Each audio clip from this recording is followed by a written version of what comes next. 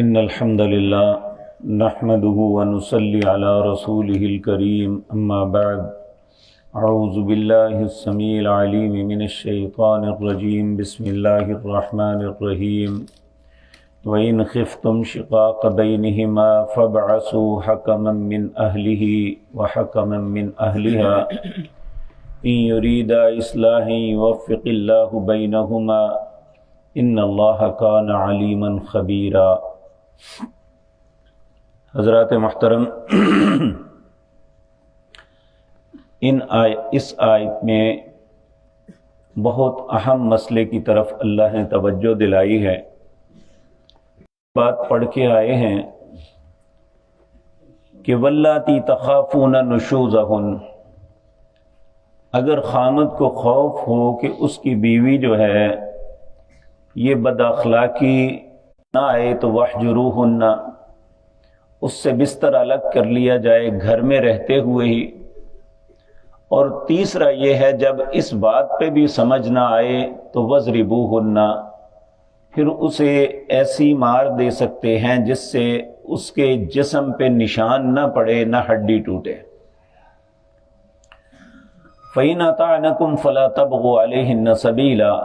اللہ کہتے ہیں اگر ان معاملات میں وہ اطاعت پہ آمادہ ہو جائے تو پھر دوسرا رستہ تلاش کرنا یہ جائز نہیں ہے۔ اب آج جو آیت پڑھی ہے اس میں اگر دونوں کا باہم اختلاف ہو جائے، خامد اپنے آپ کو درست کہے، وہ اپنے آپ کو درست کہے، ایسے حالات میں انسان خود فیصلہ نہیں کر سکتا، کیونکہ ہمیشہ یہ ہوتا ہے کہ جو انسان اپنے متعلق ہمیں اپنے آپ کو وہ صحیح سمجھتا ہے، لیکن حقیقتاً بعض اوقات وہ درست نہیں ہوتا، اس لیے دوسرا بندہ ہی بتا سکتا ہے جو غیر جانبدار ہو کہ تمہارا موقف درست ہے یا غلط۔ تو اللہ رب العزت نے یہ ایک قاعدہ کلیہ بتایا، اگر دونوں کا باہم اختلاف ہو جائے، دونوں ہی اپنے جگہ درست اپنے آپ کو تصور کریں جبکہ غلطیاں دونوں طرف ہوتی ہیں، تو ایسے حالات میں اللہ نے فرمایا فَابْعَثُوا حَكَمًا مِّنْ أَهْلِهِ وَحَكَمًا مِّنْ أَهْلِهَا، پھر عورت کے خاندان میں سے ایک دانا عقل مند آدمی جو مخلص ہو اسے لیا جائے، اور خامد کے خاندان سے ایک بندے کو لیا جائے، پھر یہ آپس میں فیصلہ نہ کریں۔ ہر آدمی یہی کہے گا میں درست ہوں، اور آپ دیکھ لیں جب بھی خدا نہ خواستہ خاندانوں میں کوئی کلیش ہوتا ہے نا تو ہر ایک یہ کہتا ہے جی میں ہی ٹھیک ہوں۔ تو ایسی صورت میں اللہ رب العزت نے یہ قاعدہ کلیہ بتایا وَحَكَمًا مِّنْ أَهْلِهِ وَحَكَمًا مِّنْ أَهْلِهَا، ایک اس کی طرف سے ثالث بنایا جائے، ایک ان کی طرف سے، دونوں کی بات سن کے فیصلہ کریں۔ بہتر بات یہ ہے کہ ان کے درمیان موافقت کروائی جائے، ان کی صلح کروائی جائے۔ تو اگر اللہ فرماتے ہیں ان یریدا اصلاحا، اگر دونوں کا ارادہ اصلاح کا بن جائے تو یوفق اللہ بینہما، اللہ ان دونوں کے دلوں میں موافقت پیدا کر دے گا۔ لیکن اگر وہ ایسے حالات میں علماء کا اختلاف ہے، کیا وہ ان کی نکاح کو ختم کر سکتے ہیں کہ وہ کہیں کہ ان کا بسا نہیں ہونا اس لیے انہیں الگ الگ کر دو؟ تو اس میں تین موقف ہیں۔ ایک یہ ہے، اسی طرح اگر ان ثالثوں کو یہ میاں بیوی بھی اختیار دیں کہ آپ ہماری بات سنیں، اگر ہمارے درمیان کو خیر کی بات ہے تو ٹھیک، وگرنہ آپ ہمارے درمیان اگر جدائی بھی کروا دیں تو ہمیں آپ سے اختلاف نہیں ہوگا۔ تو ایسی صورت میں اگر وہ اصلاح کے برعکس ان کا نکاح توڑ دیتے ہیں تو ایسا بھی ہو سکتا ہے۔ لیکن اللہ رب العزت نے جس بات پہ زور دیا ہے وہ یہی ہے وَإِن يُرِيدَ إِصْلَاحًا، اگر ان کا ارادہ اصلاح کا ہے یہاں ایک بات ذہن میں رکھے، اگر اللہ رب العزت کسی کا حاکم یا ثالث بناتا ہے تو اس کا مطلب یہ نہیں ہے کہ وہ اپنے بدلے لیتا رہے، اس کا مطلب یہ ہے کہ وہ ان کے ساتھ خیر کا معاملہ کرے۔ نبی کریم صلی اللہ علیہ وسلم نے فرمایا جو فیصلہ کرنے والے یعنی جج، چاہے وہ گورنمنٹ کا ملازم جج ہے یا کسی کو ویسے کوئی جج بناتا ہے اپنا کہ ہمارے درمیان فیصلہ کرو، تو وہ 3 قسم کے ہیں۔ کہا ایک جنت میں جائے گا، 2 جہنم میں جائیں گے۔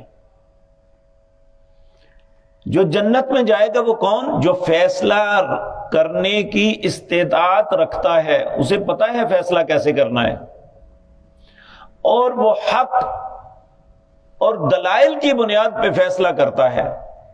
کسی کی حمایت یا مخالفت میں نہیں۔ کہا یہ جنت میں جائے گا۔ ایک وہ جج ہے جسے ثالث بنایا جاتا ہے لیکن حقیقتاً اس کے اندر فیصلہ کرنے کی قوت ہی نہیں ہے، تو ایسا شخص اگر پھر بھی فیصلے پہ بیٹھتا ہے تو وہ جہنم میں جائے گا، کیونکہ اسے تو احساس ہی نہیں، پتہ ہی نہیں فیصلہ کرنا کیا ہے۔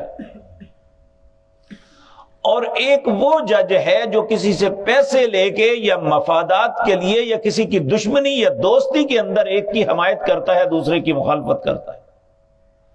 جس طرح کہ آج ہو رہا ہے۔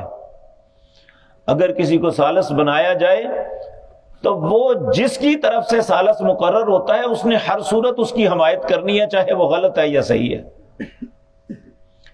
تو یہ حقیقتاً لینا دینا اس نے کچھ نہیں ہے، لیکن غلط فیصلہ کر کے جہنم خرید لیتا ہے۔ تو اللہ رب العزت نے یہ قاعدہ قانون بتایا جب خوارج جو تھے حضرت علی رضی اللہ تعالیٰ عنہ کے خلاف لڑ رہے تھے، حضرت علی کی مخالفت میں، پہلے ان کے ساتھی تھے پھر ان کی مخالفت میں آ گئے، تو اس وقت حضرت عبداللہ بن عباس رضی اللہ تعالیٰ عنہ یا حضرت عبداللہ بن عمر، ان دونوں میں سے ایک نے انہیں کہا کہ اللہ نے کہا، یہ ہمیشہ حضرت علی کھڑے ہو کے گفتگو فرماتے تو یہ کہتے ان الحکم الا للہ، حکم اللہ کا ہے، آپ کا نہیں مانیں گے۔ تو انہوں نے کہا اللہ نے کہا اگر دونوں میں اختلاف ہو جائے وَحَكَمًا مِّنْ أَهْلِهِ وَحَكَمًا مِّنْ أَهْلِهَا، قرآن کہتا ہے کہ ایک ان کی طرف سے ایک اپنی طرف سے بندہ مقرر کر دو، لیکن جب کسی بندے کے سر پہ باطل کا بھوت سوار ہو جائے نا، پھر وہ حق کو سمجھتا نہیں ہے، یا اسے اس کے دماغ پہ مفادات سوار ہو جائیں یا دوسرے کی دشمنی دل میں بھر جائے تو پھر وہ اچھی بات کو بھی نہیں سمجھتا۔ لیکن یہ بات یاد رکھیں، وہ فیصلہ کرنے والا ہے یا جس کے حق میں فیصلہ کیا جا رہا ہے، اگر وہ غلط کر رہا ہے تو وہ دوسرے کا نقصان کم اپنا زیادہ کرتا ہے، کیونکہ یہ جو کچھ کر رہا ہے اس کا جواب ایک دن اللہ کی عدالت میں اسے دینا ہے۔ تو اللہ رب العزت فرماتے ہیں کہ اگر باہم میاں بیوی کے درمیان ایک خاندان ٹوٹ رہا ہے اور بچے جو ہے یہ بے آسرا ہو رہے ہیں، تو ایسی صورت میں وَحَكَمًا مِّنْ أَهْلِهِ وَحَكَمًا مِّنْ أَهْلِهَا، ایک اس طرف سے ایک اس طرف سے لو، وَإِن يُرِيدَ إِصْلَاحًا، اگر یہ اصلاح کی نیت کریں،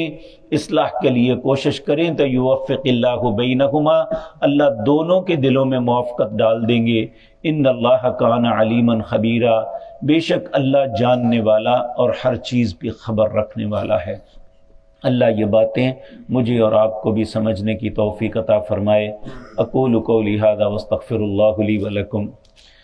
ایک اعلان ہے آج کہ آج ہیون کیسل، یہ جو سیالکوٹ بائی پاس کے پاس میرج ہال ہے، وہاں پہ ڈاکٹر ذاکر نائک کی اہلیہ 3 بجے سے 5 بجے تک وہاں تشریف لا رہی ہیں اور وہ لوگوں کو، خواتین کو واعظ و نصیحت کریں گی۔ بہنوں بیٹیوں سے التماس ہے کہ جو اس بات کا شوق رکھتی ہیں وہ وہاں تشریف لے جائیں۔ اللہ آپ کو جزائے خیر سے نوازے۔